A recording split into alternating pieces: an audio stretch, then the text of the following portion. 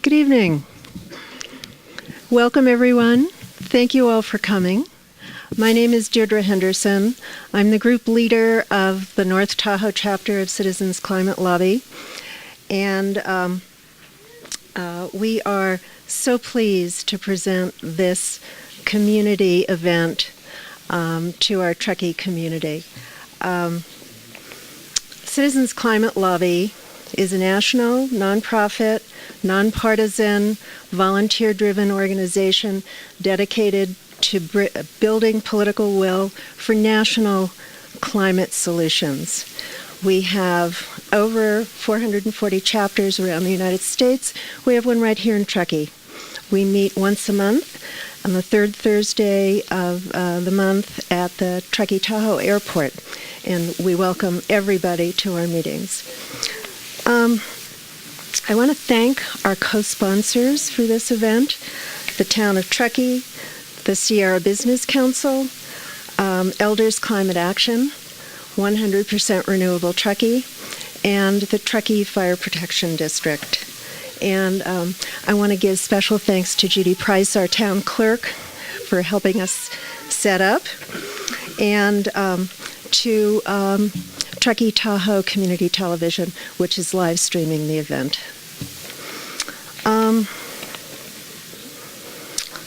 I also want to let you know that the wonderful men and women of the Truckee Fire Protection District are going to be showing a documentary film on wildfires called Wilder Than Wild. That'll be on April 3rd and again on April 17th at 7 p.m. at the Truckee High School Theater. So I hope you'll all go to that as well. Before I introduce our presenters, I'd like to ask you all two questions, and I'd just like you to answer with a show of hands. How many of you were concerned last summer and maybe even curtailed your outside activities because of the number of days where we had smoke and haze in our air in Truckee? Okay, me too. And how many of you last summer found yourselves kind of scared about the Camp Wildfire and what happened to Paradise, California? Okay, that's why we're here tonight. Our first presenter is Dana Nusatelli. Dana is an environmental scientist and a climate journalist. And that's all I'm going to say about him, because he does a wonderful job of introducing himself at the beginning of his presentation. I'm going to tell you a little bit about Jerry Hinkle, who is our second presenter. Jerry is an economist. He has master's degrees in both economics and climate policy. And he has several publications in both finance and the economics of climate policy. He's had kind of a second career over the last 16 years giving presentations about climate change. He's given over 100 of them, and he has spent the last 12 years lobbying in Congress to support, promote market-based solutions to climate change. He has volunteered with Citizens Climate Education, which is the education and training arm of Citizens Climate Lobby, for the last 8 years. He started and he leads their Speakers Bureau, and he has served as a regional coordinator for Citizens Climate Lobby, and he sits on their national governing board. Jerry and Dana are on a tour of 10 towns and cities in Northern California, and counting. And they're doing this to talk about the link between wildfires and climate change and to spark both community awareness of that link and a conversation about it. They do all of this as volunteers. Dana's going to go first, then Jerry. They said their presentations will take a total of about 50 minutes, and then we'll have lots of time for questions, comments, conversation. One housekeeping detail, the restrooms are out those doors and down the hall to the right. So I'd like to introduce Dana Nusatelli. And actually, I'm going to come up first for one slide, Okay. so briefly, and introduce the presentation. Thank you. Hi, I am Jerry Hinkle. Thank you so much for coming. I think it's such a critical conversation, and so I really appreciate you being here and providing your listening to us. I just wanted to go, so Dana's a scientist, I'm the economist that knows something about climate policy, and he'll be on in a second. I just wanted to give you the key takeaways for the presentation so that you can kind of be thinking about, this is where I'm trying to get to. And the first one is, this is completely nonpartisan. This is not the Democratic view. This is not the Republican view. This is the peer-reviewed science. This is what we know about the link between climate change, wildfires, and the peer-reviewed economics, what we know about the solutions, the impacts on climate change, the impacts on the economy. So it's such an important conversation that we kind of need to start with what it is we know. And we know a lot, okay? And we're learning a lot all the time. Second thing, so what do we know? What is the science telling us? First of all, climate change is likely the key component of the significant increase in wildfire risk that we've been experiencing over the last couple of decades. There are other factors. This is the big one. You work on the other stuff, that's great. We need to go after all of it. But if you don't address climate change, you're not going to get very far, probably. That's what the science tells us at this point. This is a real interesting one. What about going forward? I think a lot of people don't understand. If we significantly reduce emissions over the next several decades, then what will occur is we'll stabilize the risk. That's what we're up to. That's what we're trying to do. We're not going to make it go away. It's going to get a little bit worse, even if we dramatically reduce emissions. Okay, so what it's looking like is emissions down, temperature still up a little bit. If we do not, if we continue on the path that we are on, over the next several decades, the temperature rise that's behind the increase in risk will increase by multiples. It looks to me we'll make our case from the peer-reviewed science that is not a path we want to go down. Not for us, not for our kids, for sure. Okay. Finally, this is a good news presentation, I like to say, and it really is. We have a solution. There's generally broad agreement on how to approach this. And we've actually gotten a bill introduced into Congress, bipartisan basis, both Democrat and Republican, in both the House and the Senate. So it's a Herculean first step. It's just a first step, but this bill, and I'll make my case for this, will stabilize this risk.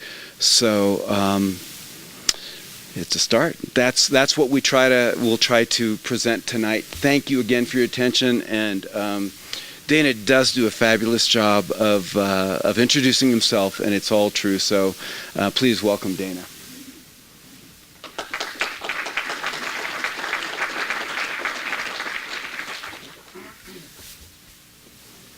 Hi everybody, I'm Dana Nusatelli.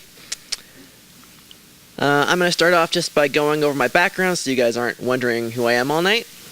So my degrees are in physics and astrophysics from UC Davis and UC Berkeley. And then after I graduated, I kind of shifted gears and became an environmental scientist in the Sacramento area. That's where I still live now, and I'm still at that job. I was around 2006. And then right around that time, that's also when the film An Inconvenient Truth came out. And so at that time, I didn't really know very much about global warming. I had this very vague notion in the back of my mind that there was this problem that we needed to do something about, but I figured our policymakers would do something about it and I wouldn't have to worry about it. So then I saw that film in a theater in Sacramento with my wife, and I remember I came out of the theater, and I was thinking to myself, if the science in this film is true, how is it possible that we're not doing anything to address global warming? Because if you've seen the film An Inconvenient Truth, there's a lot of alarming science in there that makes it shows that climate change is this really rapid, urgent threat that we're facing. And so from that point forward, I spent several years just on my own reading everything I could get my hands on about climate science. I read, books, peer-reviewed articles, papers, everything I could get my hands on. Tried to learn more about the subject, and the more I learned, the more I realized that yes, the science is really concerning, and it's kind of strange that we're not doing anything to address it. So then, after a few years, I started writing about it for this website, Skeptical Science, that I'll talk about in a bit. And then, after a few years at Skeptical Science, I got hired by The Guardian in the UK. They're doing an international environmental blogging network, and so they hired me on to write for them. So I did that for about 5.5 years, and then just recently I started writing for Yale Climate Connections, which I'll talk about in a little bit too. I've written some peer-reviewed climate science papers in the meantime in my spare time, and I'm also a member of the Sacramento chapter of Citizens Climate Lobby. I also wrote this book in 2015. It's called Climatology versus Pseudoscience. So if you want to learn more about climate science and policy and economics, I learned after I published the book, it's really hard to get people to buy your book. So, consider buying the book. It's a good place to learn more about climate change. You could put it into Amazon or Google, Climatology versus Pseudoscience. And so this is skepticalscience.com. I mentioned I've written for a long time.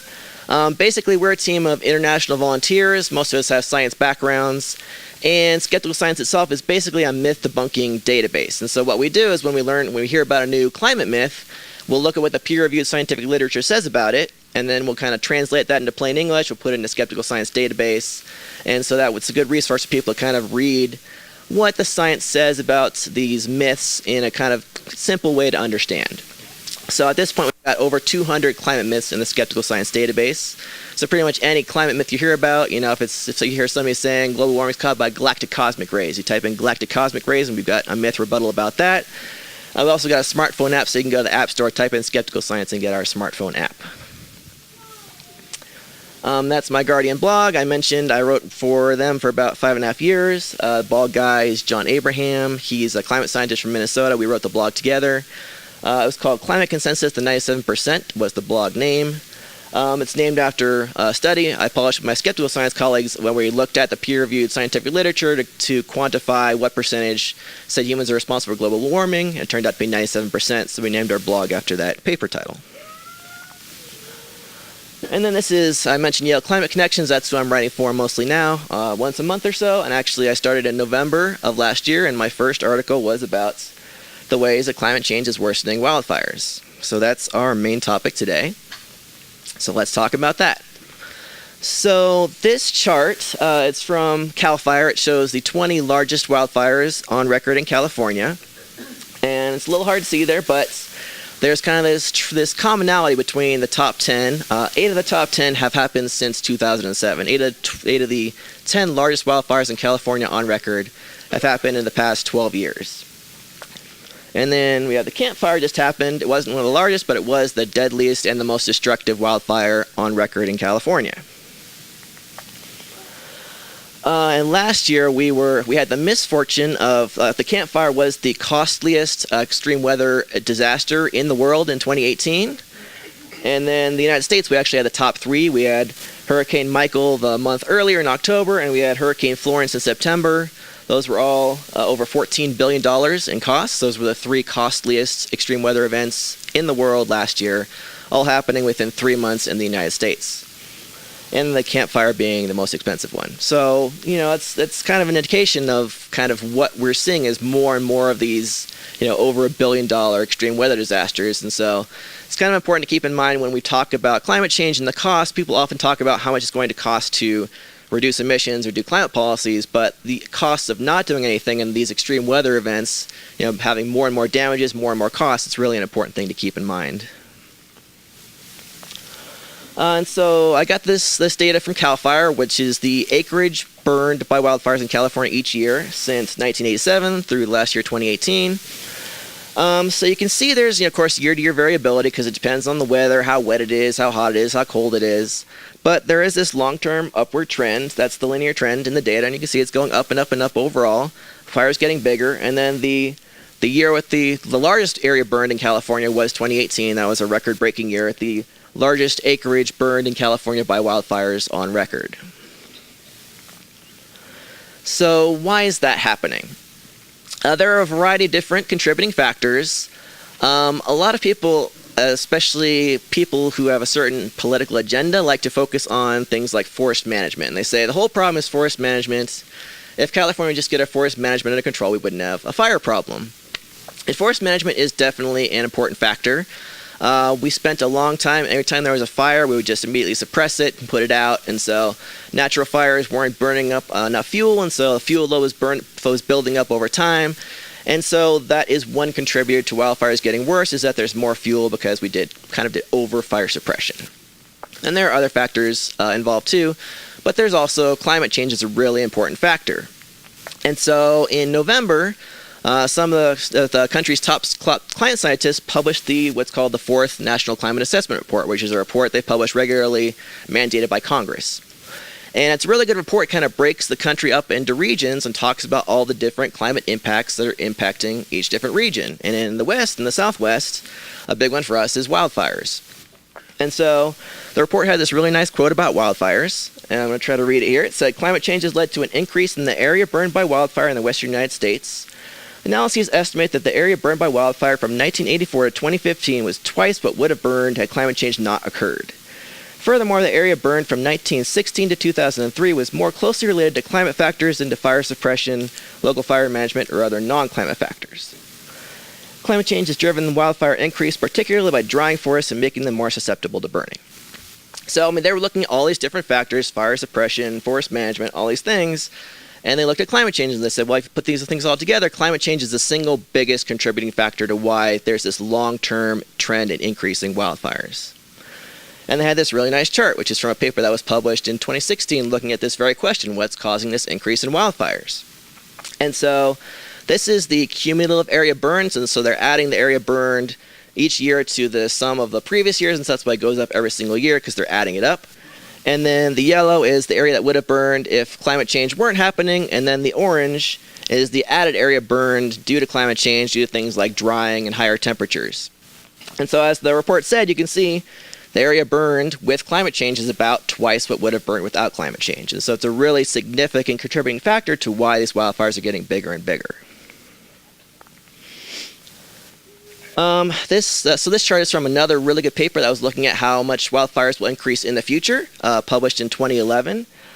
And so this particular map is from a scenario where we see lots and lots of global warming. It's if we don't slow global warming very much at all and kind of burn lots of fossil fuels, and we get to this one is 4 degrees Celsius above pre-industrial temperatures, where with the Paris Agreement we're trying to aim for less than 2 degrees Celsius above pre-industrial temperatures. So this is basically twice that. So in this scenario, you can see on the map, an orange color is a doubling of the area burned in wildfires by the end of this century, 2085, as compared to kind of the end of last century, 1975. And then as you get into the red colors, it's a tripling or quadrupling or more of the area burned by wildfires in a given area by the end of the century. And so you can see in Northern California, especially in the Sierras where we got all the forested area, there's a lot of orange and red in that region. And so, it just goes to show that in this high global warming scenario, the increase in area burned by wildfires is a really big threat for Northern California, especially here in the Sierras. So they did look at a couple different scenarios, though. They also looked at if we do manage to meet that Paris target of 2 degrees Celsius. In that case, they said statewide, the area burned by wildfires will increase by about 20 to 30%. And so going back to this one, you can see if you average out statewide, like some areas in the state don't have forests and they don't have very much wildfires. So that increase is really concentrated in Northern California, especially in the forested area. So 20 to 30% doesn't sound like very much, but most of that is in these forested areas. And so it's a bigger deal for the forested areas than it is if you think about the state on average. So 20 to 30% if we hit the Paris climate targets. And then if we miss it in that scenario we looked at with the 4 degrees Celsius warming, then you see about a 40 to 70% increase statewide, and that's where you get the tripling, quadrupling of areas burned in the Sierra Nevadas. And so it's a big difference. Like if we meet the Paris target, we're still seeing some global warming, so we're still seeing some increase in forest area burned. But if we miss the target and get this twice as much warming, you get basically twice as much area burned by wildfires in a given year. So let's talk about exactly how global warming is making the wildfires worse. What are the mechanisms? So kind of the simplest one is, we call it evapotranspiration, which is when you have higher temperatures, you get evaporation from the soil, so the soil is drying out, you get transpiration from plants, so the plants are drying out. It's basically higher temperatures dry stuff out, that creates more wildfire fuel, and so then when a wildfire is sparked, there's more fuel for it to expand faster and further. In California, we're also seeing the rainy season get shorter. It's getting condensed into the winter months, and we're going to look at a paper that goes into that in more detail. And then there's this interesting connection. This is not quite as settled science, but it appears that there is a connection between the warming Arctic, messing with the jet stream, messing with California's weather, and we're going to go into that a little bit more detail too. So first I wanted to look at the drought that we just had. 2012-2016, we had this really serious drought. And that's obviously connected to wildfires, because when you have a big drought, things dry out, trees die, and it makes wildfires worse thereafter. And so hopefully this video will go. Yes. So up on the top right, this is the California Drought Monitor map. On the top right, you're going to see the date change. And then on the state map, you're going to see the colors change. And so kind of the yellow tan colors is kind of just a mild drought. And then as we get into the orange, that's kind of a moderate drought. And then the red is an extreme drought. And then the dark red, that's actually a new category that they had to create called exceptional drought, because the drought got so bad it was kind of like off the charts drought. And so as we got into 2015, most of the state was actually in that exceptional drought conditions. So it was really, really severe there for quite a long time. Into 2016, it started to get a little bit better. We started to get a little bit of rain. And then into 2017, the drought finally started to dissipate a little bit. But that was, 4 to 5 years of really significant worsening drought. And then this is the drought monitor as of last November, which is right around when the campfire was sparked and was burning. You can see pretty much all the state again was in some degree of drought. It was more of the mild drought, but we were still back into drought conditions at that time. Which again, if you have drought conditions, it just makes the conditions that much worse for wildfires. So there was a really good study that put the intensity of the drought into historical context. And so what these scientists did was that they kind of realized that oak trees, they live for a really long time. And if you drill a core into an oak tree and look at the rings, as you go back, the rings go back in time. And then the width of the ring tells you about how much water there was available in each given year. And so you can look at the width of the tree rings as you go back in time and see, you can kind of reconstruct precipitation and water availability back in time. So very cool study, very clever. And so this chart is one of the charts from the paper. So this is the amount of precipitation that they reconstructed in every given year, going back about 700-800 years. And then the blue star is 2014. The blue is the most recent data. And so you can see 2014 there is pretty low. It's not like the lowest on record, so they're the lowest in their reconstruction. So there were years where we had less precipitation in their record, but it was pretty low. We weren't getting very much rain in that 2014 time frame. But they also did a reconstruction of drought intensity, and that's this second chart. So again, this one, the red is the most recent data. The red star is 2014. And so in this case, you can see that the red star 2014, it actually is at the very bottom of the chart, meaning it's the most intense drought on their entire record that they reconstructed over 1,000 years long. It's about 1,200 years was their drought reconstruction. And when they put together 2012, 2013, 2014, it was the most intense drought in their over 1,000-year record. And then the drought actually kept on going after they published their paper in 2015 and 2016, when the drought kept on going. It just got worse. And so the drought we had from 2012 to 2016 was, by a significant amount, the most intense drought California's had in over 1,000 years. And so it's an interesting question that they had to think about. If we weren't getting record low rain, we were getting low rain but not record low rain, why did we have a record intense drought? And so what was happening at the same time was basically global warming. We were having these temperature increases. And so this is a chart of temperatures in California going back to 1900 or so to 2018. So you can see there's this long-term upward trend due to global warming, temperatures getting up higher and higher and higher. And then the last 5 years, 2014 through 2018, have been the 5 hottest years on record in California. And that's, 2014 was kind of right in the middle of that drought. We were getting the hottest year on record in California. And so the scientists estimated that the record high temperatures we were seeing amplified the drought by about 25% or so. So it took what would have been just a bad natural drought due to this low precipitation and amplified it and made it a record-breaking drought. So that's just kind of what climate change does. It takes extreme weather events and it kind of puts them on steroids, amplifies them, and takes bad events and turns them into record-breaking events. At the same time, the same thing was happening. It's not just California. Globally, the last 5 years have been the 5 hottest years on record. So it's not just in California. We're seeing that this long-term upward trend in global temperatures is happening all over the planet. And so another thing that was happening kind of at the same time, obviously related, was that we were seeing a lot of tree deaths in the forests. And so in a normal year, statewide, we get usually less than 1 million dead trees in a given year. And so you can see that was kind of 2010, 2011, 2012, 2013. We were getting less than 1 million dead trees. And then 2014, it got a little bit of a bump. 2015, we got over 20 million dead trees. In 2016, we got over 50 million dead trees. 2017 and 2018, we're back around 20 million or so in that ballpark, so not quite as bad as 2016, which was just a record-breaking number of dead trees, but still, there's just, this big spike in tree deaths in the forests. And there are a few different contributing factors. One of the big ones is obviously the drought, because drought puts a lot of stress on trees, and that's right at the same time we were saying the peak of the drought was this 2014, 2015, 2016, so that put a lot of stress on the trees. Another issue is bark beetles. Bark beetles kill a lot of trees, and bark beetles, they tend to die out in the winter when there are cold temperatures. That's kind of what kills them off. And so when the winters are warmer, which is what we're seeing with global warming, you get more bark beetles surviving and spreading to kill more trees.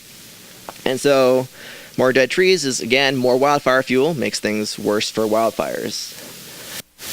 So the Forest Service put together this nice animation. You're going to kind of see the colors change as we go through the years. This is basically showing a map of the tree deaths, and it kind of rotates here. So that's 2014, there's 2015, you see a few dead trees. 2016, a lot more dead trees.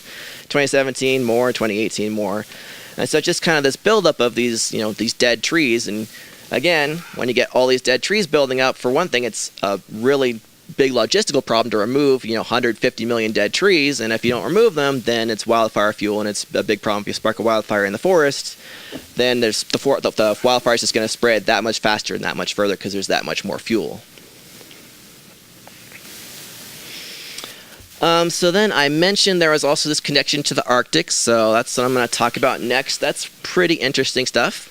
So during the drought we had 2012 through 2016, for a lot of that time there was this high pressure ridge sitting off the California coast in the Pacific. And because this high pressure ridge was sitting there, when a storm would come across the Pacific and it would normally come into California, well, there's this high pressure ridge sitting there. The high pressure ridge would basically push the storm north of California, and all the precipitation would go into like Alaska, Canada, the Pacific Northwest. We weren't getting very much of the rain because of this high pressure ridge pushing all these storms around California. And that was one of the main reasons we were getting so relatively little precipitation during that time. And so there was actually a meteorologist at UCLA named Daniel Swain came up with this name for the ridge. He called it the Ridiculously Resilient Ridge, which I think is just a great name. It's very, very clever branding. And so the question then is there a connection between climate change and this high-pressure ridge that was just sitting off the California coast for several years? And so the theory is that there's a connection between the Arctic and the jet stream and then these high-pressure ridges. And so normally when you have a normal jet stream, it kind of goes in a pretty straight line west to east across North America. Kind of looks like that. But sometimes the jet stream will slow down. And it's kind of like a river. So when a river's going really fast, they'll go in a straight line. And when a river slows down, it'll kind of go in this meandering, wavy pattern. That's basically the same thing that happens with a jet stream. If it slows down, it'll tend to get more of these wavy patterns that'll happen. And actually in November last year, right around when the Camp Fire was happening, we had one of these high-pressure ridges sitting off the coast, and you can kind of see that wavy pattern in the jet stream right there. So that's, again, a similar situation where we had a wavy jet stream, we had a high pressure ridge sitting off the coast. And at that time, in November last year, Northern California had only gotten about 1 inch of rain, whereas in a normal year, we'd get about 4 to 5 inches of rain by that point in the season. And so again, because we were getting relatively little rain, conditions were drier than they would have otherwise been, and then you get, PG&E line going down, sparking a fire. There's a lot of dry conditions because we haven't gotten very much rain, and then the fire spreads faster and further than would otherwise have. And so the connection here, so the Arctic it's obviously a really cold region, but it's actually the fastest warming part of the planet, and that's mostly due to Arctic sea ice. And so on the Arctic Ocean, a lot of it is covered with Arctic sea ice, and it's basically a layer of ice on top of the Arctic Ocean. But that's kind of been disappearing over time. And so when sunlight comes down and it hits the Arctic sea ice, it's really reflective. It's this white snow, and so it hits the Arctic sea ice, kind of bounces back up into space and keeps the region cool. But if the Arctic sea ice melts and disappears, then instead of this white reflective ice on the ocean, you've got this dark ocean surface. And so the sunlight comes down, and it's this dark ocean surface, and it gets absorbed. And that makes the Arctic warm even faster because it's absorbing more sunlight. So since it's warming faster, that makes more ice melt. And since more ice melts, then it's less reflective and it absorbs more sunlight. And you kind of get this feedback effect where you get more warming, less ice, more warming, less ice. And so the Arctic is warming about 2 to 3 times faster than the rest of the planet on average. And so it turns out one of the factors that keeps a jet stream going in that straight line is there's this force caused by the difference in temperature between the Arctic and the lower latitudes in like North America. And so since the Arctic is colder than North America, but it's warming faster, that's decreasing the temperature difference between the two regions. And since the temperature difference is decreasing, that force holding the jet stream in a straight line is decreasing. And so that's causing more of these, slowed down wavy patterns to happen in the jet stream over time. They're called Rossby waves, named after this scientist Rossby. And so when these wavy jet stream patterns happen, scientists have noticed there are more extreme weather events that happen. And so basically what happens is that in these, between the wobbles, a weather pattern will kind of get stuck in the wave, and it'll just get stuck in one place for a long time. So if you have, for example, a big storm, it gets stuck in one spot, it's dropping all the precipitation in one area, that can increase flooding. Or if you have a heat wave that gets stuck in one area, you get a really extreme heat wave in this one region. It's also related to the polar vortex. If you get a wavy pattern in the jet stream, it can let Arctic air spill into North America. And so that's why we tend to get more polar vortex events where it gets really cold in the winter in the Midwest. And then for California, what we're seeing is more of these high-pressure ridges getting stuck off the coast between these waves, and just getting stuck there, which is then again it pushes all these storms coming across the Pacific away from California, and we get less rain. And then there's a study in 2014 that said they found a traceable anthropogenic human-caused fingerprints or footprints in the enormous intensity of the anomalous, ridiculously resilient ridge during the winter of 2013-2014 and the associated drought. So they did find a connection between human-caused climate change and that ridiculously resilient ridge sitting off the California coast. And so this is a nice movie I'm going to play here that kind of puts gives a good visual of the loss of Arctic sea ice. And so the ice cube on the left, that is the volume of ice in the Arctic Ocean in 1979. And the ice cube on the right is going to change, showing how the volume of Arctic sea ice changes every given year. And then there's going to be some data in red in the back too.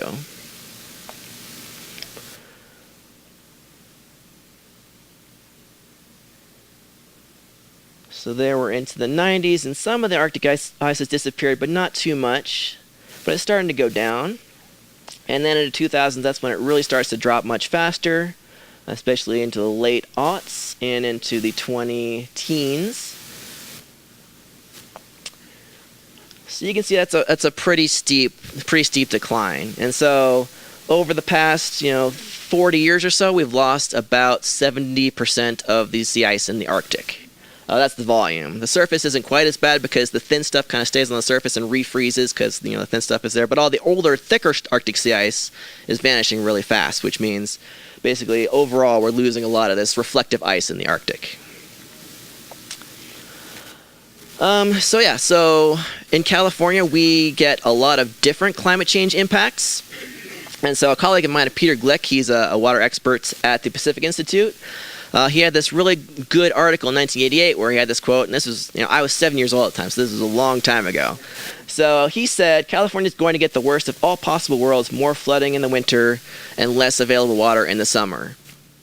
And that's basically exactly what we're starting to see now. So this chart, I'm going to explain it because it's a little bit hard to interpret. But it's from a paper just published last year by that scientist I mentioned, Daniel Swain, the meteorologist at UCLA. So basically, that's the dashed black line across the middle. That's the average precipitation in California in every single month of the year. And then the kind of teal colors, that's Northern California, and the reddish colors, that's Southern California. And so basically it's showing how precipitation is changing in each given month in each portion of California. And so those 3 months in the middle, that's December, January, February, that's your winter months. You can see the lines are above the black line, meaning that we're getting more precipitation in the winter months. And conversely, in September, October, November, the fall months, the line is below the black line, meaning we're getting less precipitation in the fall. And the same thing is happening in the spring. We're getting less precipitation in the spring. So basically, exactly what Peter Gleck said is happening. We're getting more water in the winter months, and we're getting less water in the spring and fall months. And that's, of course, really bad for wildfires, because if we're not getting any rain in September, October, November, that just means basically the dry season is going that much longer, things are getting that much drier. And so that's why, for example, we're seeing the Camp Fire in November. In 2017, there was a record-breaking fire in December. And so these really late months of the year, we wouldn't see really big wildfires, because normally that's the rainy season.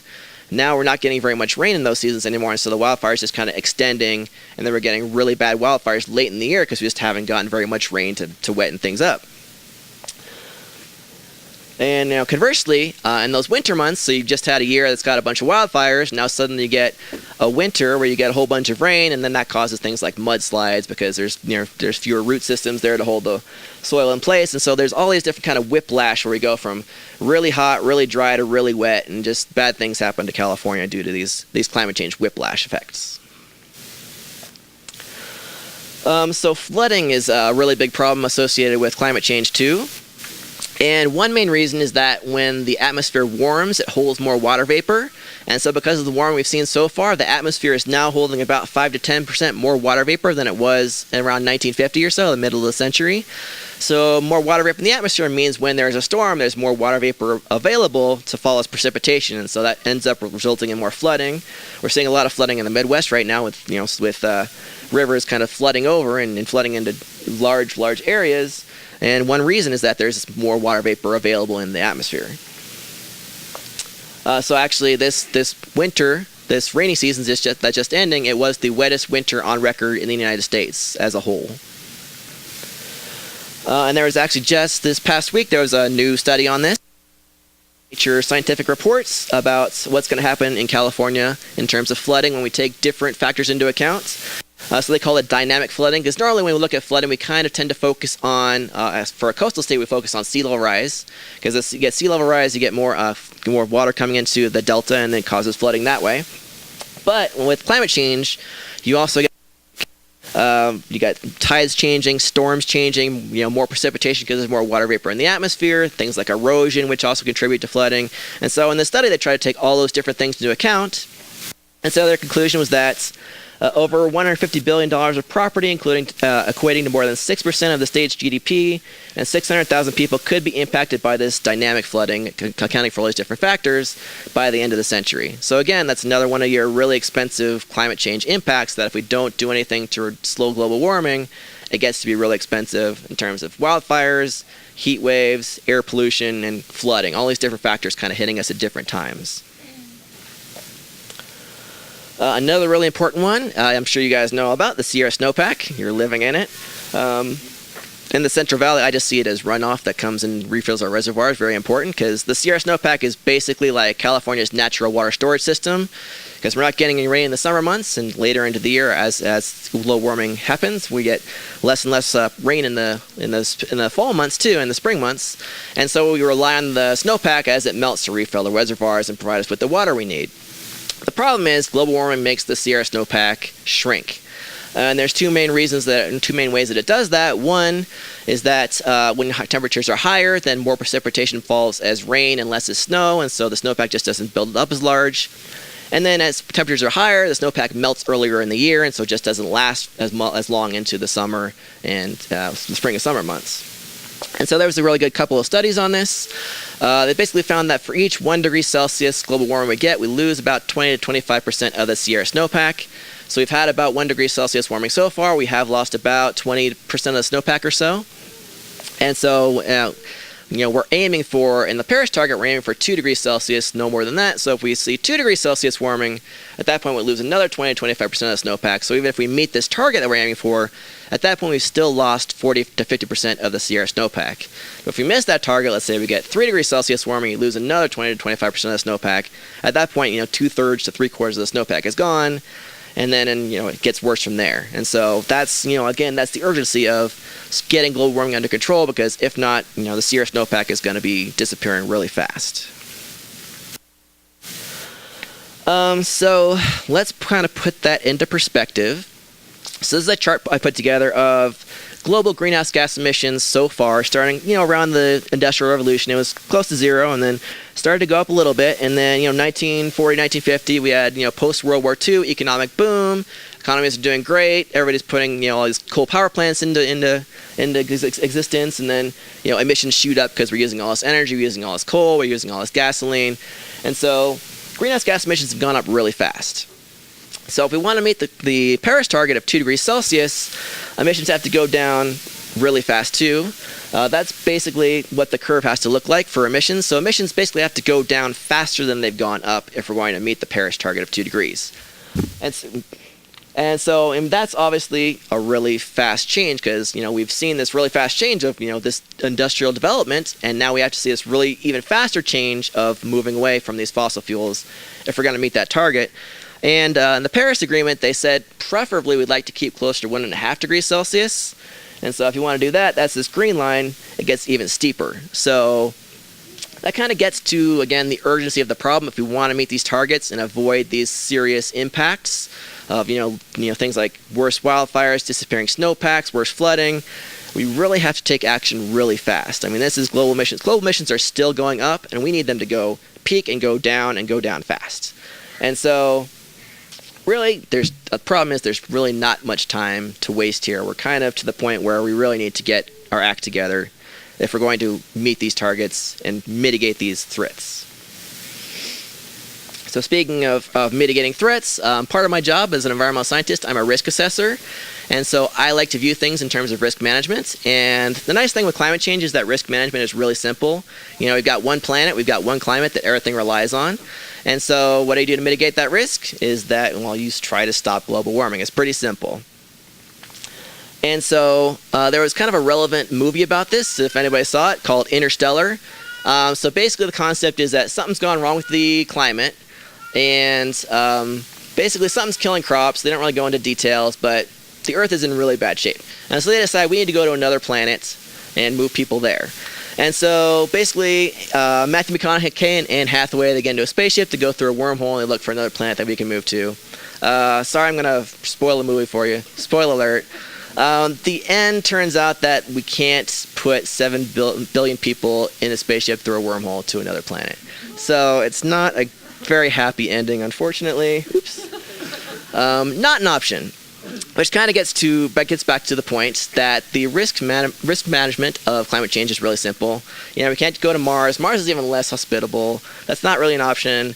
As a physicist, I can tell you we can't go through wormholes anyway, even if there was a wormhole available. Can't do that. Not an option. And so basically, we're back to the point where we have the one planet, we have the one climate. Very simple risk management. Don't screw up the one climate that everything relies on. And so I like this figure that somebody put together, where it kind of puts together my two favorite things of expert consensus and risk management. So basically, picture yourself in that car that's about to go across that rickety-looking bridge, and you're not so sure if that's a good idea, and so you talk to a bunch of civil engineers, and you say, what's going to happen if I try to drive across this bridge? And 97% of them say, if you try to drive across the bridge, it's going to collapse and your car's going to end up in the river. And then 3% of them, who are probably funded by the bridge lobby or something like that, they say, go ahead and go across the bridge. I think you'll be okay. In that scenario, what would you do?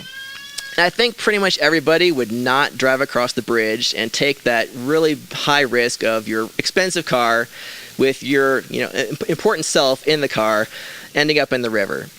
So what you probably do is you would, it might be a little inconvenient, you might have to take a little extra time, but you would try to find another way across the river that doesn't involve you driving across this rickety looking bridge. And so the good news is that there's all kinds of good stuff that happens if you take that option. And so let's just imagine everything I just talked about is complete baloney, and climate science is a bunch of hoaxers and frauds, and they're on the green train, gravy train or something like that. So if that's the case, what happens if we act as though they're correct?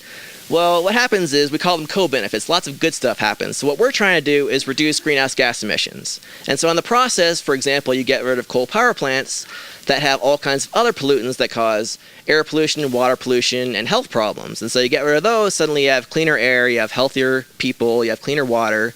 It creates green jobs in the process because there's a lot of green jobs involved in installing wind turbines and solar panels and things like that. And so, everything's cleaner and healthier, and there's a lot of jobs and good stuff happens. And so it's kind of, it's also a no-brainer in terms of, the risk management. You're mitigating the risk, and then you're also getting all these co-benefits. And so really it should be a no-brainer if you can figure out like a smart way, a smart policy to make this happen.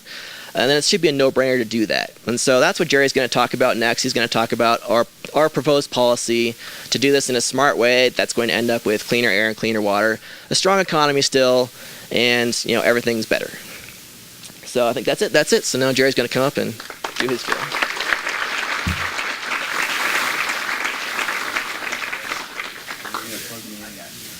Okay.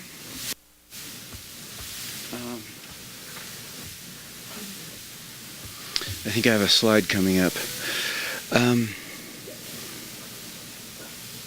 I want to set a little context for you for talking about our policy. First of all, what am I going to talk about?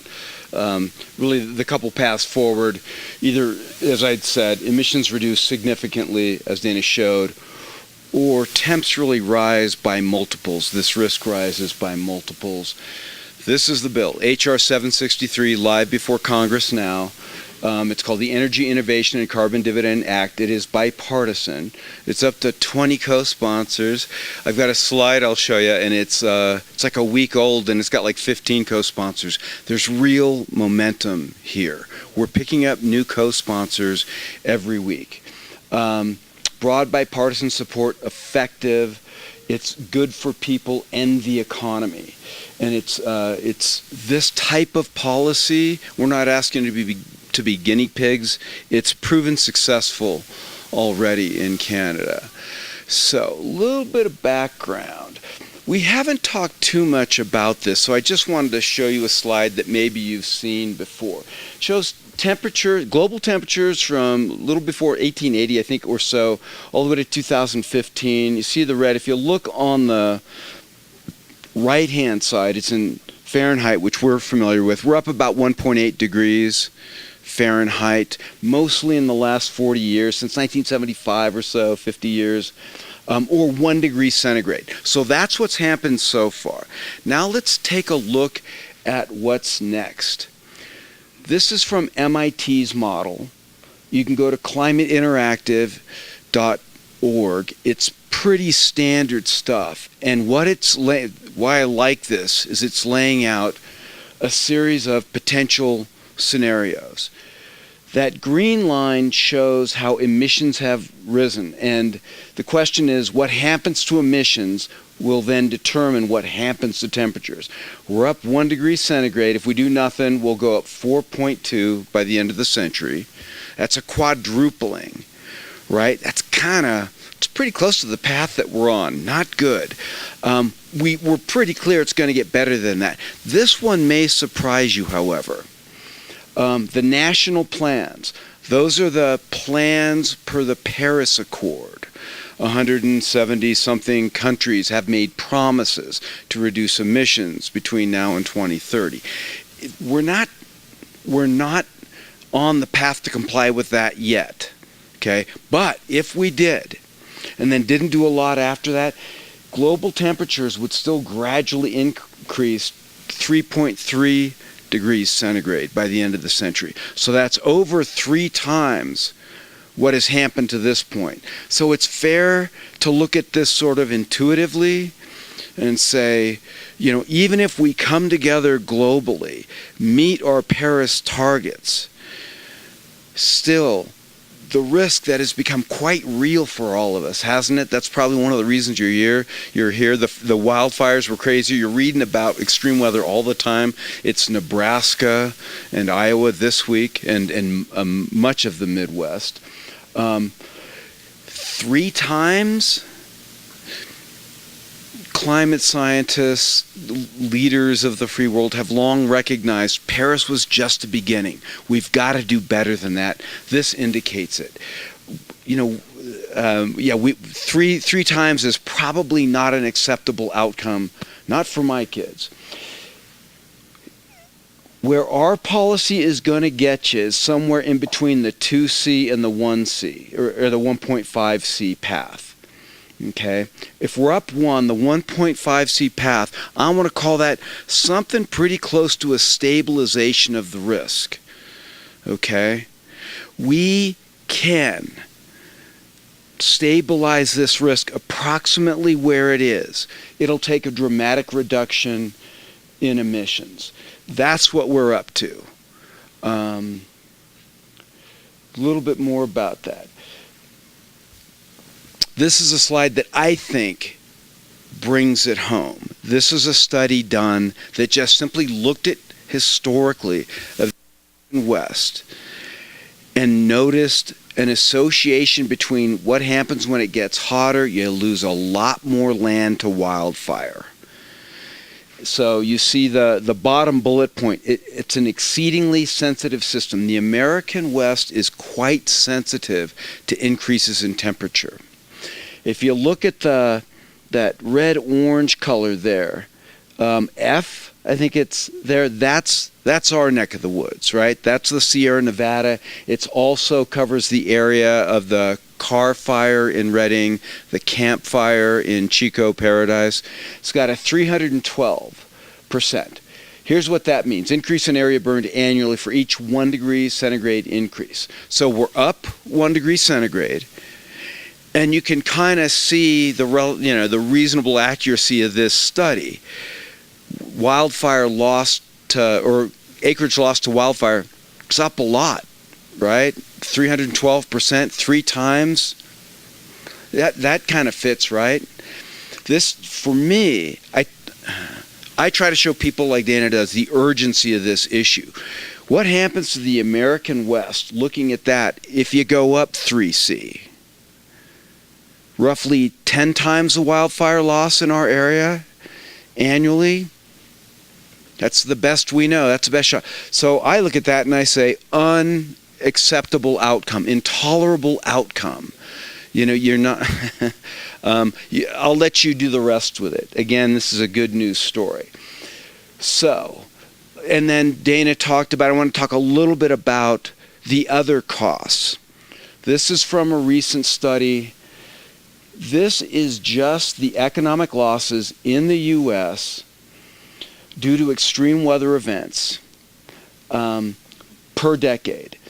The orange up top is the 80s, the blue is the 90s, the red, we skipped some years, it's the most recent decade. 2000, says it at the bottom, 2007 to 2016. This is in constant 2017 dollars. It's tripled. The money we got going out just on extreme weather events has tripled since the 80s. That's over the period that we went up 1C. What happens if we go up 3Cs? Dana's made the point. I'm underlying it. We can't afford. You will hear sometimes the solutions for climate change are unaffordable. Not acting is unaffordable. We've got the data. Okay, here's the Energy Innovation and Carbon Dividend Act. Here's what we're doing. I'm going to give you the simple version of this. first of all, this is last year's slide, but it was late last year. On the left, the House of Representatives introduced 3 Republicans signed on to this very strong climate legislation, 7 Democrats. In the Senate, 1R, 1D, bipartisan in both houses. Congress then ended. This year, it was reintroduced. We're up to 20 co-sponsors, also bipartisan. We're adding co-sponsors every week at a really nice clip. Tell me a little bit about the bill, Jerry. I'm going to discuss a couple of key components here. So, there was a time a few decades back where we began to recognize an issue in smoking, people that smoked. So when you smoke, you go in, you buy the pack of cigarettes, you smoke. There's certain issues that arise, but one of them is that you very often, as a result, would get terrible diseases, lung cancer, emphysema, and then would become a ward of the state. You and I, the taxpayer, ended up spending a lot of money as a result of the person that went in and bought the cigarettes. They didn't pay for that. You and I did. So we have a real appreciation for the free market economy, but when the individual who's trying to decide should I smoke these cigarettes only has to pay the $1.50 for the pack, there's information that's missing there. There's an incentive that's missing there. And what we said we've got to do is we've got to start charging that individual in buying the cigarettes some of the likely future medical costs. And we tacked on very significant taxes, what do they call them, sin taxes, onto the cigarettes, and cigarette smoking has dropped dramatically. And for good free market economists like me, the good news is when you're going to make the decision as to whether to buy those cigarettes and consume them or not, now that product reflects the true cost to a greater degree of you consuming that product. That's important information. It's really good that fewer people smoke. The federal deficit's a lot lower as a result. So that's what we're trying to do here. Carbon pollution has a cost. We all do it. It is not a bad thing. And we should pay for it. But that's not terribly acceptable because that's going to have all our costs go up. So we turn around and we return all the funds from the tax back to the American household. That's what makes it politically feasible. That's what has the Republicans and many of the Democrats sign on. Okay, so the tax. We tax fossil fuels at the source. Oil, coal, natural gas at the source because you want to minimize the number of agents or economic actors that you're taxing, right? So it's down to like 1,200. So for oil, it's at the well or source of import. For coal, it's at the mine, etc. You charge them based on the carbon content of the fuel. Okay? They're going to pass that along to us. All of our costs are going to go up, but the stuff that pollutes is going to go up a lot more. Right, so if you're, and bless you for, this is the analogy I use, and I'm not going to change it just because we're in SUV country. You need them here, right? That cost is going to go up more than the cost of the Prius, okay? So everybody, and you kind of got that sense from that, this is what we have to do to emissions. If we start giving everybody a financial incentive to reduce emissions, who's on board with doing the right thing? It's similar to the answer to the question, who watches their pocketbook? Okay, and here's the other good news. You've got a financial incentive. Firms, producers now have a financial incentive. They're getting charged for their carbon footprint too. They're going to find low carbon technologies. They're going to substitute low carbon technologies because that's how to win business. Because your costs are going to go up less than others. And those brilliant minds, those brilliant American minds, what we're best at is innovation, right? Innovating our way out of issues. That's why it's called the Energy Innovation Act. those folks now get paid. Right now, a lot of people are working on low carbon solutions, but they do it because it's the right thing to do. To what degree would we get behind that in this country if folks got paid to come up with low and zero carbon solutions, more efficient car energies, all of that, those efforts in energy efficiency, home energy efficiency, appliance energy efficiency. Now it really pays. We would get on this thing. And that's why the economy does well. Okay, border carbon adjustment. Here's the thing. If you put on a carbon tax here, you're going to raise the cost of production to protect American jobs. When those products go to export to countries that don't have a similar carbon fee, you're going to rebate that money at the border so that it's a level playing field. Same way with imports. If they want to bring something in but they haven't paid a similar fee in their country, you're going to tack on a charge right there. You got to do it that way to preserve American manufacturing. But also, it's key to incenting all of the other global emitters to play along with us, to do something similar. And I got to tell you, having been involved with this for 20 years, they want to. We're the only ones talking about backing out of Paris. People get it. We've been a bit unique, an outlier, if you will, in America with kind of questioning this one. And it's interesting. I understand why, and I actually appreciate it. The time has come. Period. The effects are too costly. So anyway, border carbon adjustment, and that will help with political feasibility as well. So I'm going to argue that this general approach has broad political appeal. And a key bit of evidence is an op-ed that went into the Wall Street Journal on January 16th of this year, just a couple of months ago, okay? Signed by some of the most preeminent economists in our country. Not only 27 Nobel Prize winners for, on the right, Alan Greenspan, Ben Bernanke, Paul Volcker. On the left, Janet Yellen, everybody in between. But so the chairman of the Council of Economic Advisors, the president's Council of Economic Advisors, this is kind of the lead economic advisor to the president. This statement was signed by the chair for the presidents Ford, Reagan, Bush 1, Bush 2, Clinton, and Obama. I think that's almost all of them. I just don't know about Carter. So broad support. It's now been signed by about over 3,500 economists. And it's our principles. It's the 5 principles that make up our bill. These folks, these economists are saying polluting shouldn't be free. Charge for it. Hand all the money back to the American household. Have a border carbon adjustment. This is how to do it. So again, personally, I don't care what the final legislation looks like, but we know what to do. You may hear out there, well, the solutions are expensive. No, the non-solution is expensive. We don't know what to do. No, we know what to do. We're certain of this, and this is a great bit of evidence for that.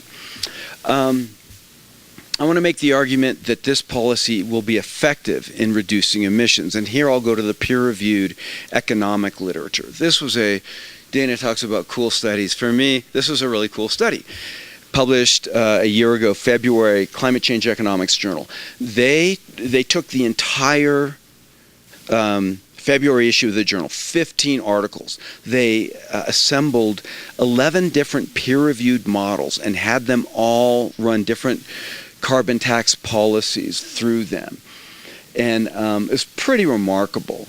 So this is 11 different viewpoints. Each of those little or thin blue lines is one of the models. The red is the average. All the way to the left is here's what happens to emissions in the U.S. if we don't do anything between 2015 and 2030.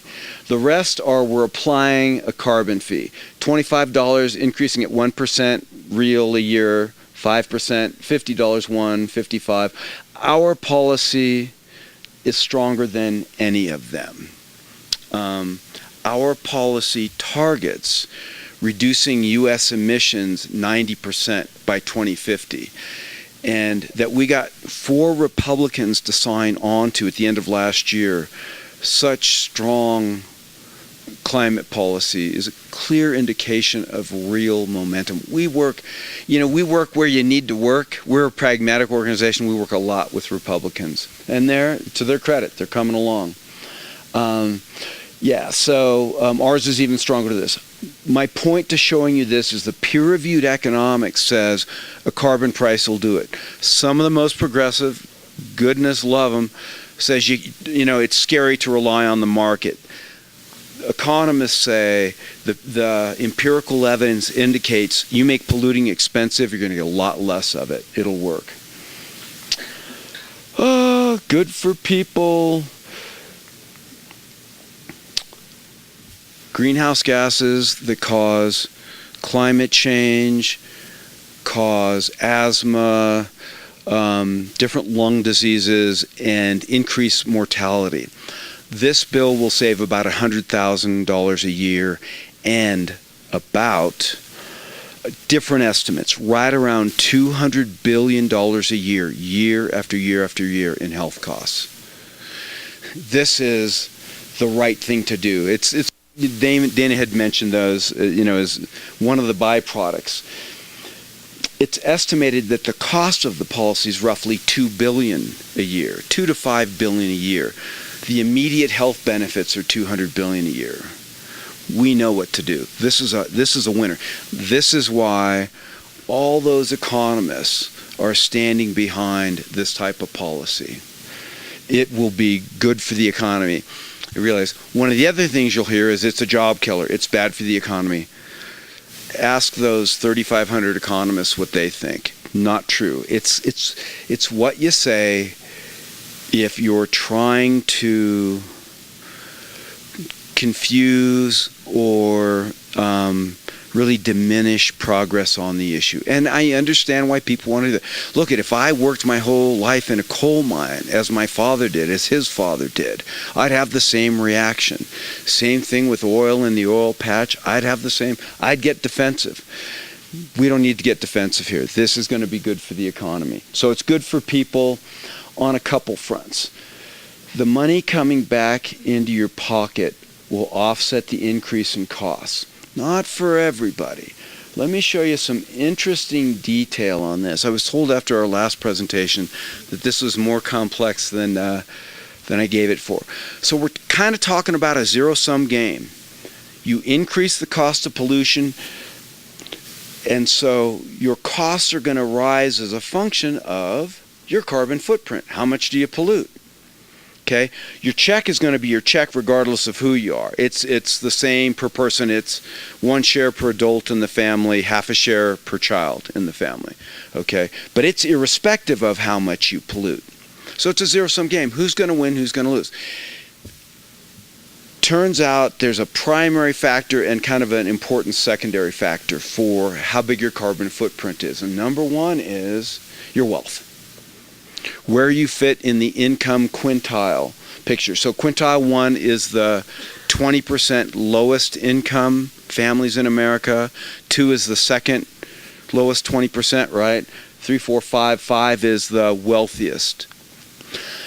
So it turns out our carbon footprint is embedded in the stuff we buy. And guess who buys more stuff?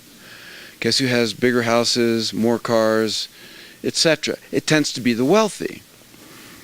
Okay, so I'm going to drop down to the first set of figures because I think this is cool. Not everybody does. Okay, let me take a step back. So quintile 1, almost 90% of the poorest families in the U.S. are going to get a significant financial gain. Their costs will go up a little bit. Their check will be for more. They're going to have a net income every month. Quintile 5, few people win, not surprisingly. If you look down at that first set of figures, $280 a year. This is a small $15 tax. Our tax starts at $15, but it goes up $10 a year thereafter. It's $100 after 10 years pretty quickly. So this money is going to be, important. So $280 a year, but it's almost 8% of income to those folks, okay, for a small tax. You look over in quintile 5, they're losing $322 a year. Similar amount, but it's only 0.18%. It's 1/10 as much as a percentage of their income. The folks that make a lot, they're not going to feel it much. The folks that don't make a lot, they're going to win financially. This is going to redistribute income towards the poor. Not because we're trying to redistribute income. That is not our intent. Republicans would tar and feather us. We're doing it. Go back to the guy with the cigarettes, or whoever it is, simply by charging the full cost of the product. Do we reduce the inequality issue? I'll put it plainly there. I like that. I didn't want to take questions to the end, but go ahead. If you got a quick question, go ahead, and then I'll finish up. I'll be done in a minute or two. You're describing a lot of concepts, a lot of great ideas. Yeah. What I'm not hearing is tying it to time frame. You mentioned 2050, looking around the room, judging by the white Yeah. hair and the lack of hair. Yeah. Many of us may not see 2050. Yeah. We need time to get to forward-moving steps along with you described in time frame. Yeah. Yeah. We save in this country $200 billion a year this year. As soon as the policy goes into effect, we save an enormous amount of money in reduced health costs. That's why we know it's good for the economy in the short term. In the long term, it's going to take us time to keep those temperatures from rising. If you read the news, the group that's out there most vocal about climate change are those people that are going to be inheriting the next planet. It's the young. And they have every right to be really banging the bushes. Climate change's effects are really going to be in the next couple of decades. What we have a shot at doing is, look at flooding is getting out of hand, wildfire risk, the cost of extreme storms, sea level rise. What we're able to do with this is to keep that risk where it is. That's what we're able to do. Now, that doesn't sound terribly compelling, yeah? I'll show you again what the alternative is. It's a tripling of that risk. It's a quadrupling of that risk. We're in a little bit of trouble now because we didn't act on this 2 decades ago and we knew it was an issue. So we have to get on it. I'm not sure how satisfying that was. This is a clear economic winner day one because of the reduced health costs. Yeah. So it ends up giving money to the people that need it most, and taking it from people that, in a proportion that will hardly be felt. Oh, so I think I did mention this. This was tried with great success in British Columbia. They did something a bit different. They put on a $30 a ton greenhouse gas emissions fee. Okay. Back in 2008, it's about 10 years old now. The green line is emissions in British Columbia, blue in the rest of Canada. Nothing's happened in the rest of Canada. The emissions have come down. So it's worked. It's been effective there. The GDP in British Columbia has been higher or the same as the rest of Canada over this period. It didn't hurt the economy in terms of GDP, at all. And it's popular. How popular? This year, it's going countrywide. It's going Canada-wide. The fee is being kicked up to about $50. It worked in British Columbia. Currently, approximately 20% of all global carbon emissions have some sort of carbon fee on it. This is not, I'm not asking you to be guinea pigs. This has been tried it's worked. It's just kind of tough here because of the politics of the country. Just want to show you, give you a left and right perspective. And I've just got a couple more slides and we'll go to questions. So this is what Justin Trudeau, who is expanding the program in Canada. Starting next year, it will no longer be free to pollute anywhere in Canada. And he said this in 2018. Going to put a price on pollution that causes climate change from coast to coast. You give the money back, you help Canadians adjust to the new reality. This is a co-sponsor of the current bill, H.R. 763, a Republican from Florida. Florida's kind of a special case, right? It's about a year ago, maybe more. I don't know if any of you saw it. I don't know if it's the front page of the USA Today. It's a picture of a parking lot. And there was something unusual in that parking lot. There was an octopus. To be in parking lots.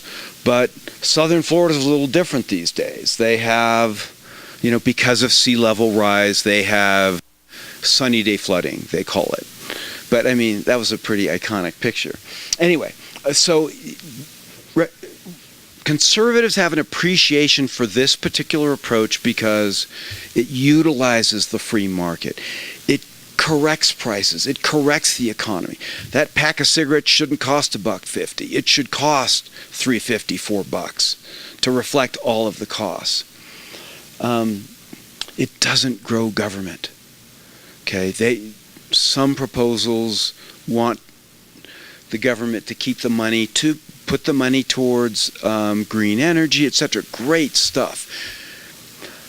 In Citizens Climate Lobby, we recognize we're pragmatists. There's two objectives here. Certainly, it's to have strong climate policy, a good price on carbon. But the other one is soon. Time's a wasting. We got to get to this. We got to make something happen now. For the soon part to happen, if this has something attractive to conservatives, in our book, it's a good thing. And one of the things this is, it doesn't grow government. It just charges for polluting, returns all the fun. And we're keeping it simple. But somebody likes it. Let's see. That's about it. So it's effective. It'll get the job done. It's good for the economy, good for people and their health. It's bipartisan, revenue neutral, doesn't grow government. That's my summary slide.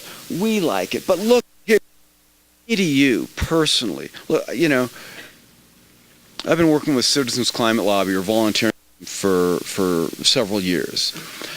But if you're moved by this issue, go out and work with anybody, but do something on climate change. Talk to your representative. Tell them that you know that this is a serious issue, that the wildfire risk is largely due to the increase in temperatures, and that's not getting better unless we really act on it. That's a concern to you, and your representatives need to do something about it. And I don't care who you do it through. I like what we're doing, but, so if you want to get a hold of us, you can text that. We got 120,000 volunteers. You can talk to Deirdre. Deirdre, I hope I've got your email here. There's a great Wednesday session every Wednesday at 5. You don't have to talk. Register at this cclusa.org intro. It's a 45-minute call run by this really entertaining lady, and you get a sense of what we're doing. So let me tell you, just us. We're very unique. We approach every conversation with appreciation and respect. Even the deniers, we like everybody. It sort of reminds me of John Lennon. I won't go overboard here, but we're kind of bringing love to this thing, okay? It's what's worked with Republicans, because we hear their genuine concerns, Yeah. And it's allowed them to come to the table a little bit. So anyway, that's our approach, but you'll hear a lot more of it on the Wednesday call. That's at North Tahoe CCL. Go to Deirdre will answer that, and you can always write to me as well. But that's it. Thank you for your attention tonight. I really appreciate it, and we'll take questions now. We got plenty of time. I saw this gentleman first, and then the lady in the back. One more slide. I promised him I was done. I'm sticking to. Go ahead. Oh, that's what you wanted to. That's what was important. This is the leave. This is the one we want to leave up while we answer questions. Please go ahead. Oh, one more.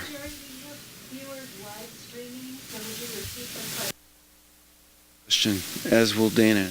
I'll prod Dana too as well. And, I brought these up. This is that Wall Street Journal op-ed, if you'd like to see it. And it describes for them, here's what you need in good climate policy, do it now. Please, go ahead. So this gentleman first, and then you're third. The lady in the back is second. Go ahead. Okay. So to put the impact policies into financial terms that people in this room Good.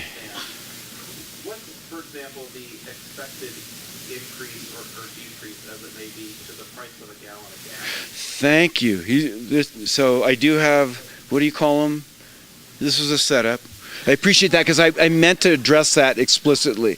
So in year 5, so what's the financial impact from these policies? It's a very important question, and I should have addressed it. Thank you. So after 5 years, the tax is at about $55 a ton. You're going to get a gas tax. Your gasoline's going to go up about 50 cents a gallon, and the 4 is going to get a monthly check of $200. You'll have other costs increase. But that slide showed you, the two factors. The big one is income. The second one is how green your power source is, how green your electricity source is. Everybody in California does really well unless you're rich, because we have really green energy. They won't let us get away with this, Bill. But anyway, something like that. So you do really well. You come out ahead, and it's just because our energy source here is so clean. So thank you for that. After 10 years, it's 400 and about $1 a gallon, something like that. That's the best I can do. But again, for most people, it's going to be approximately equal. But you know where you're at in those income quintiles.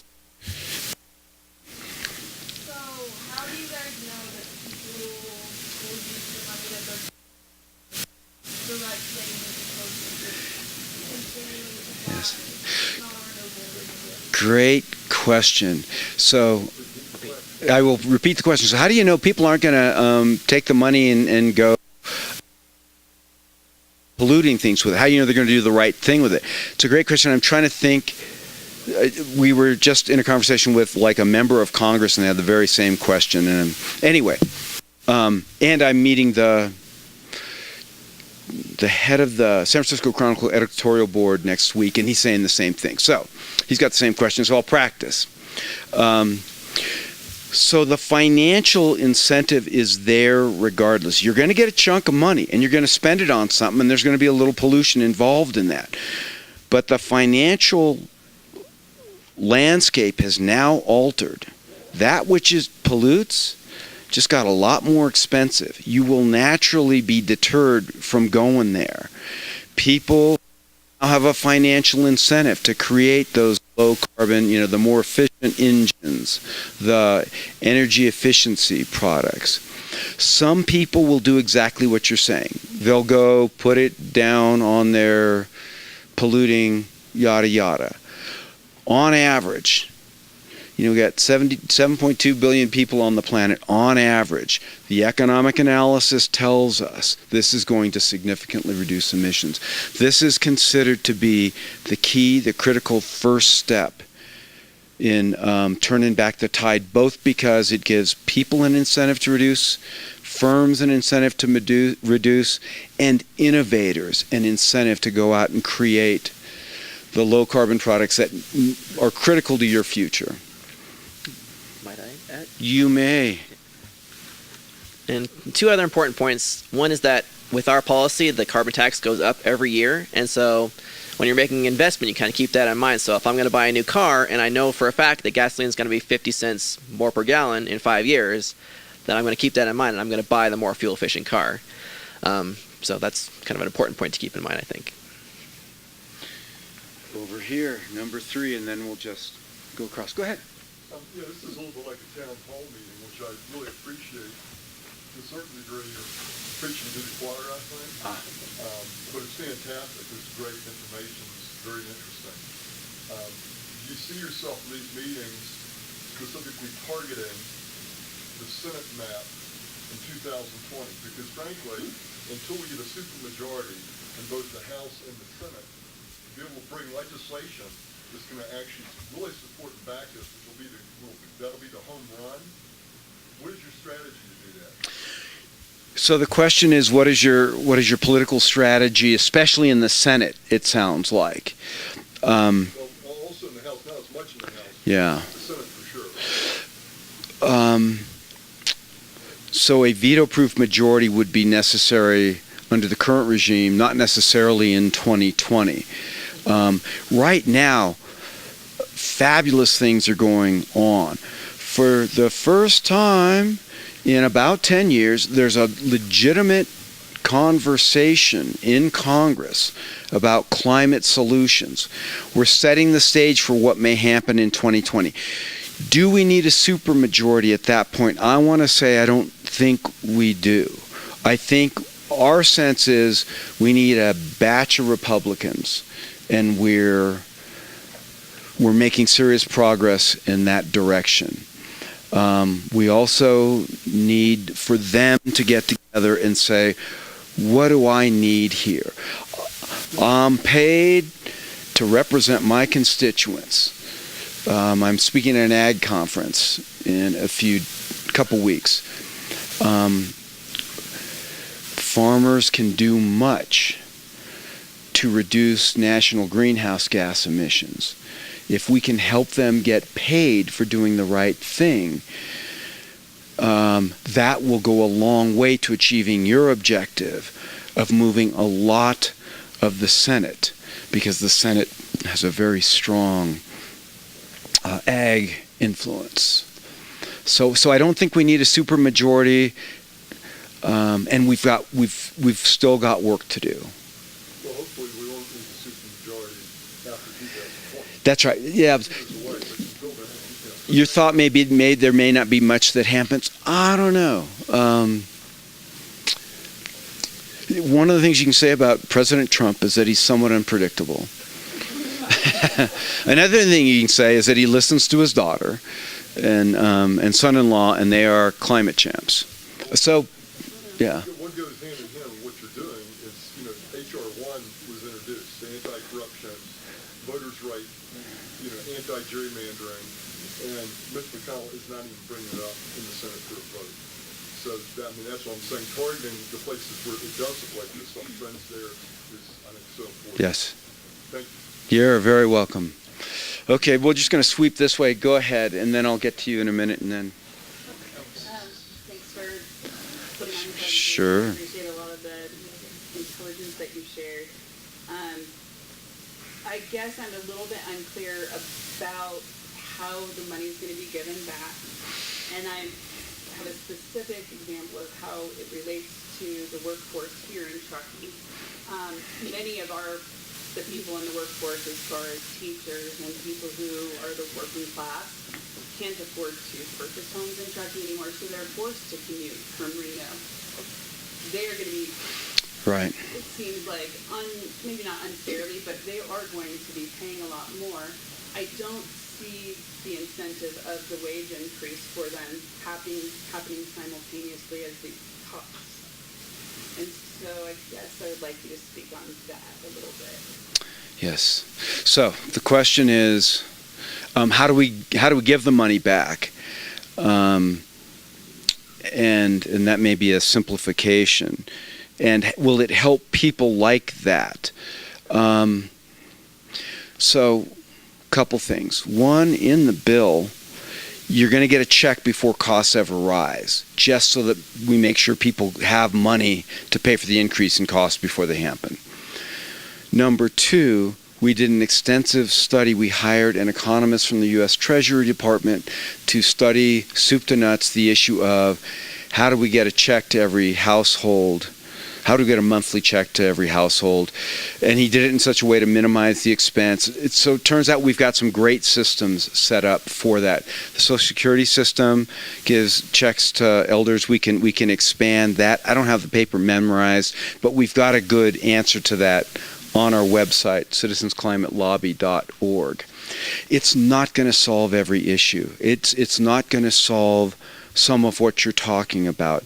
It will greatly incent public transportation, which you don't have here, and there's trade-offs, and there will be more public transportation as a result of this. Will it solve this particular problem? No, but it won't hurt it at all. Yeah. Okay, I think this gentleman, this lady, and then I'll go to you. Please. Yeah, I fully support this. I took a class a couple of years ago, and I think it was suggested we do one of the analyses on your carbon footprint. And it's very enlightening to do that. We've got a hybrid car and well-insulated house and everything, but what killed our carbon footprint was flying. Yes. And so I'm just curious what you do to the cost of flying. Yeah. So the question is, what would this do to cost of flying? Flying is a very important component to to our overall carbon footprint, and it'll make it much more expensive because that fee will be applied to the jet fuels in a manner that, so yeah, it won't. It will further this movement towards a more remote world where we're working from home more, we're traveling less for work because us will now reflect cost of that activity. We're going to move in that direction. This will speed that movement. Hey, Deirdre, back me. So some people are leaving, you got to leave, and I so appreciate you being here. So let me thank you in advance, and we're going to keep taking questions. But there's Citizens Climate Lobby sign-up sheets on the table at the back. If you're interested in more information, please go ahead. Thank you both so much for your great presentation. Really well communicated. I have two questions. I hope that's okay, but hopefully the answers will be quick. California is already committed to carbon neutrality by 2045. Why should we, as California citizens, go for this bill? Is there a compromise between the California policy and the national policy? Second question is, what do environmental justice organizations have to say? What do people of color? Very nice. Organizations have to say? Okay, so now I remember your second question. I'm kidding. California is committed to carbon neutrality by 2045. Why? We're good. What do we have to gain for supporting this, and also what do environmental justice groups have to say? And you can just chime in here and just push me aside if you need to. California is responsible for 1% of global emissions. It looks like we need to reduce global emissions to zero. U.S. 14%, California 1%. We can't do it alone out here in California. We can go to zero, and it's not going to dent. That would be a 1% reduction in global emissions when we got to go down 90%, 100%. We are all in this together on climate. The Tony Blair's chief climate advisor once said, "The beauty of it's inherently together."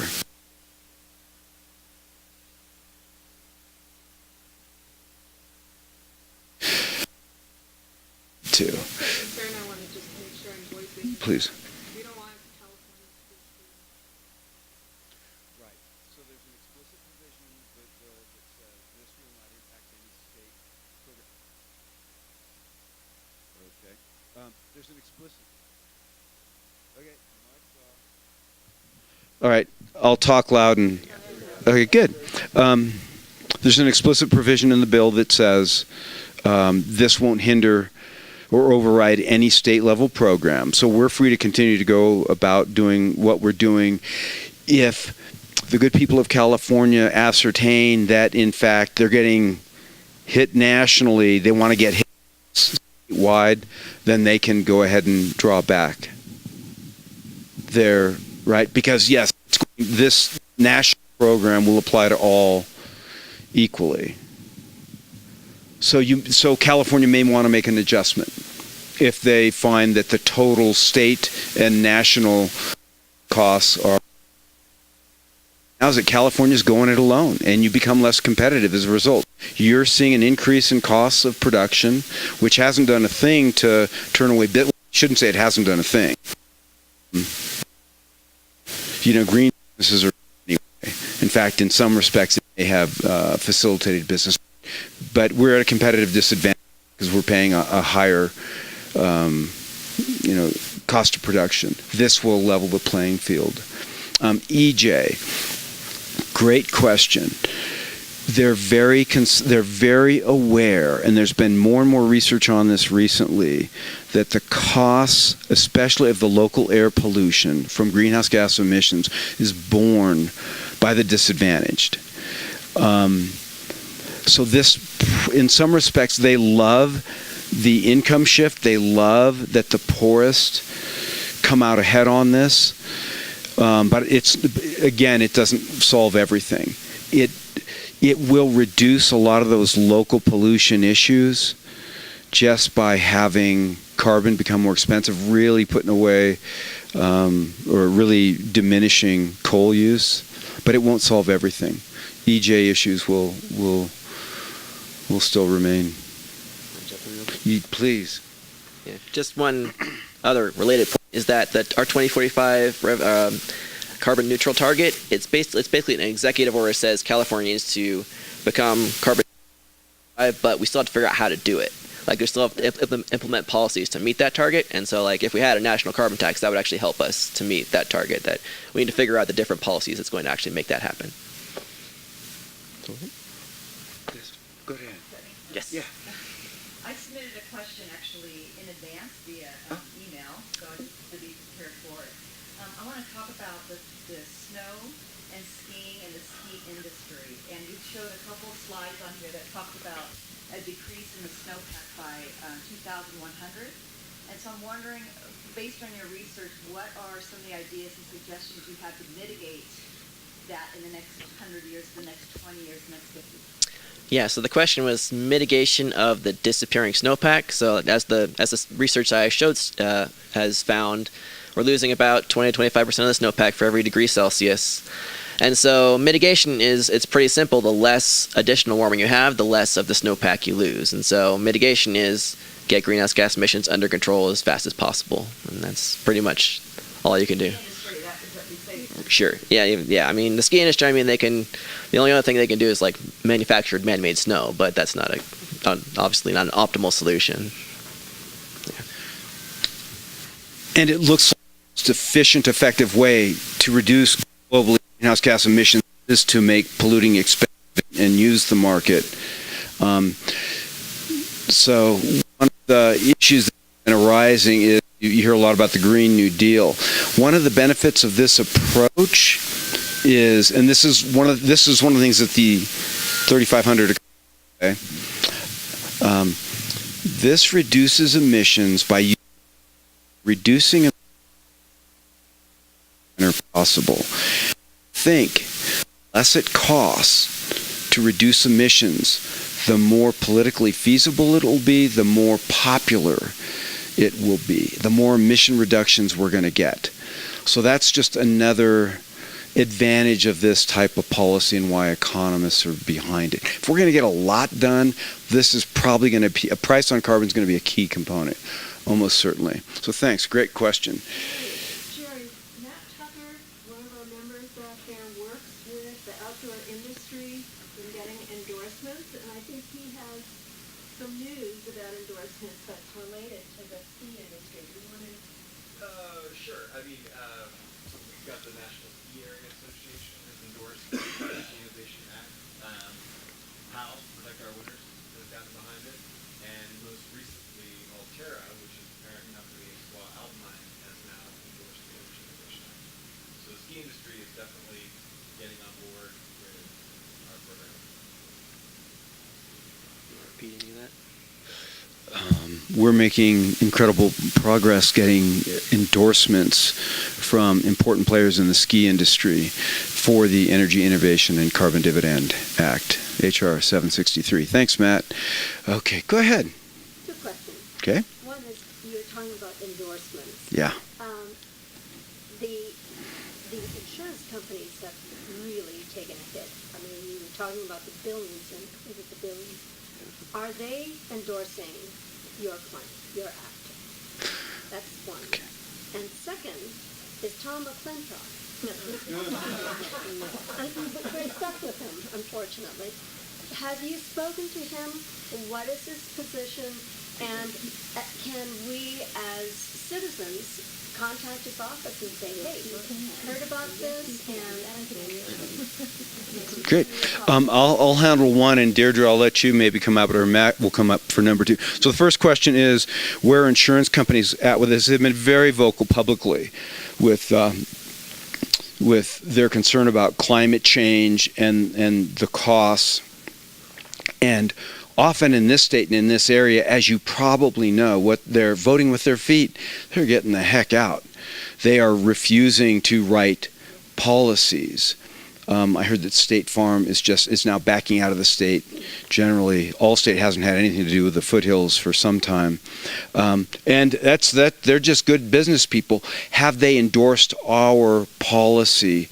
I don't know. We got a huge endorsement database, and I don't know where they're at. It's a great question. If anybody else knows, please chime in. Second question, I think Matt is going to answer. Yeah. Go ahead. So I drew the short straw. I am the liaison to McClintock for CCL. So my job is to coordinate meetings with Mr. McClintock, and I would say, the meetings that I've attended, which is 2 now, have been with his staff. And it's always respectful. I mean, that's where we always come from, a place of respect and gratitude, and where we can find it. So have we made any progress? I think to answer that question, I would refer you to his latest op-ed in the Moonshine Inc. The latest, it shows that we haven't made a lot of progress, but we have not made a lot of progress. Yeah, but I welcome anyone here who feels strongly about this to send our representative a letter expressing your concern. We at CCL believe that one of our levers of political will is grassroots, and that's why we have invited you here. In part, is to get folks like yourselves activated and letting their representatives know that they care about this issue and that they're interested in seeing action. And is it more preferable to call, to write a letter, or an email, or all three? All three is great. If you had to pick one, I would say a handwritten letter is the best. Handwritten, yeah. Well, in other words, not one of the just click to send. Yeah. No, it doesn't have to be literally handwritten. What I mean by that is yes, yeah, personal letter, exactly. Well, calls are good too, but from what I've understood is that letters that are actually speak to how this issue affects you personally are effective.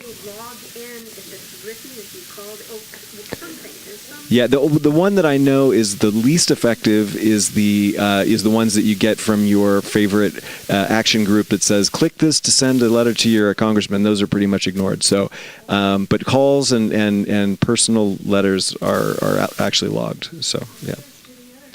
Yeah, and we always are encouraging everyone to write letters to the editor. We at our local chapter have written several. This last issue of Moonshine Inc. had, I think, 4 of our members were either mentioned or were writing letters to the editor. So, but anyone here is welcome to do that on your own behalf. And if you want to mention the Energy Innovation Act, all the better. But whatever in whatever way you want to let them know, let the public know that you care about this issue. That's great. And we hope to bring this issue in front of the Truckee City Council as well. So you can start with your local representatives, because your letter to McClintock will be important. Their endorsement of this, and it sounds like there's at least a chance of that. We hope to bring it up to them soon. Will count for more when those business areas in his district begin sounding out the support. That will be important. Okay, please go ahead. Oh, okay, you first, and then the lady behind you. I'm impressed with all these economists around here. That's great. What I'm concerned about is the pushback from the fossil fuel industry. Have they already begun to make noises about this? And I assume that's the biggest challenge. So where has the fossil fuel industry been? I will be honest with you. It appears that increasingly publicly they are saying the right thing, but it's not clear that privately, certainly certain elements of the fossil fuel industry are still putting a lot of finances into efforts that will make this more challenging. There's a reason. As much sense as this makes, there's a reason why it has made the limited progress that it has. It's a lot better than it used to be. But and key behind those forces is finances, money. The good senator from Colorado once said to me, you're up against the wealthiest industry in the history of the universe. I thought about it in those terms and went, but you got to do what you got to do. You got to go through what you got to go through. Did you want to add something? Yeah, so Washington State, they tried to do a carbon tax twice, actually, and the most recent one, the oil industry spent $30 or $40 million in advertising against it. So they do have public statements where they support carbon taxes, and then when a carbon tax actually comes up for legislation, they spend tons of money to defeat it. So that's it's a huge challenge, yeah. Please. Kind of a long one, and I don't know if you're the person to ask about this, but for the cars, since that's like a pretty big factor in this, to make cars, that's like harder to manufacture than a conventional car, so then that's like more energy, and then to buy an electric car, you have to make more money. So that's more energy. And then if you're charging your electric car, your electricity could be coming from like a coal plant or something like that. So essentially, do you know which, like if a conventional car or an electric car is drastically better than another one in the long run? Yeah, so the question was basically about comparing electric cars and their footprints to conventional cars, including manufacturing and things like that. And so there have been good studies on this, and like the manufacturing and the end disposal of a car is about 5 to 10% of its lifetime carbon footprint, and like 90% of the carbon footprint is while it's driving whatever it's using for energy, whether it's gasoline or electricity. So it takes a little bit more energy and resources to create the electric car because of the batteries, but that's a pretty small factor when you compare it to its lifetime electricity or fuel use. And so, and you made a point, it makes a difference where the electricity is coming from. So in California, as Jerry mentioned, we have very clean electricity, and you also always have the option of putting solar panels on your roof, and then your electricity is all carbon neutral, and so it depends. But there have also been studies on what if the electricity comes from coal. And roughly speaking, if 100% of your electricity comes from coal, then your car's carbon footprint, your electric car's carbon footprint is roughly equal to a conventional gasoline car. So as soon as you get less than 100% coal electricity, which almost everybody has less than 100% coal electricity, your electric car's carbon footprint is lower than a conventional car. So hopefully that answers. Good.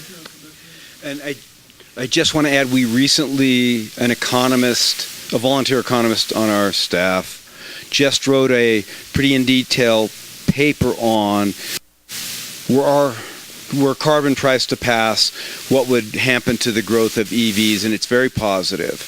I'm happy to send that to you. Write to me at jerry@citizensclimate.org, and I can send you that paper if you want a little bit more detail. Last question. Ah, what a shame. I'm having so much fun. Go ahead. That'll be good. Yeah, that's right. Pressure. And this may not be a question, it's just a topic to me to discuss further, that the expected benefit is $200 billion for health benefits, lowering health costs in the first year. I know how long it takes me to increase my push-up count a bit.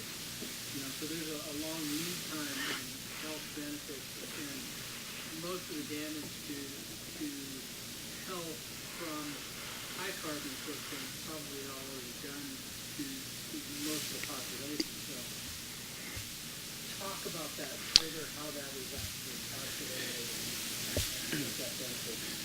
Yeah. So let me clarify, because I muddled that a little bit. So the question is, talk about the health co-benefit. So research shows pretty clearly it's that the health co-benefit is bigger year after year than any economic cost of the policy. Now, the $200 billion a year is the health cost of all emissions, of all greenhouse gas emissions. Our policy is estimated to reduce U.S. emissions by 45% by 2030. So you'd cut that $200 billion in half by 2030. So you're going to get some reductions every year. It's not going to be $200 billion in the first year. That's what I wanted to clarify. But by that 12th year, it's going to be roughly $100 billion. In every darn year, it's going to be, and this doesn't even include the climate benefits, right? The reduction, the stabilization of this risk to extreme weather, flooding, drought, wildfires, sea level rise, right? That's just a bonus. The health costs pay for this. But so the more accurate numbers, it's about $200 billion a year. Let me give you another estimate, if I may. It comes from a very reputable source. Those greenhouse gas emissions over the last decade cost the U.S. economy $240 billion a year between health and climate, extreme weather. Over the next decade, expected to cost about $360 billion. So I had to do the calculation for a committee. 1.2% of GDP over the last decade, every year, and about almost 2% of GDP. That's a lot. This thing's costing us. So did that help? Did that? Okay.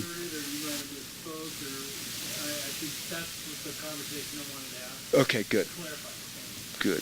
Yeah, and I mean, the reason the health benefits actually happen pretty fast is because a lot of the detrimental health effects are from pollution from coal power plants. And coal power plants are already kind of losing out on the marketplace, and if you put a carbon tax in place, then coal power plants get replaced really fast. And so then you lose the pollution from coal power plants really fast. Within about 5 to 10 years, most coal power plants are gone. And so then you're getting cleaner air, cleaner water within 5 to 10 years. And so you actually see those health benefits pretty quickly. Good. Thank you all for coming. Thank you, Jerry. Thank you, Dana. We're so happy to have been able to do this for the community. Please, if you have any concerns, any questions, you can email us, and we always get back to you, and we will always give you a substantive answer. Thanks so much for coming. And I have to throw in that it wouldn't have happened without Deirdre. All we do is say, we're going to show up. She put on the show, so thank you. You're welcome. Yeah, real service to the community.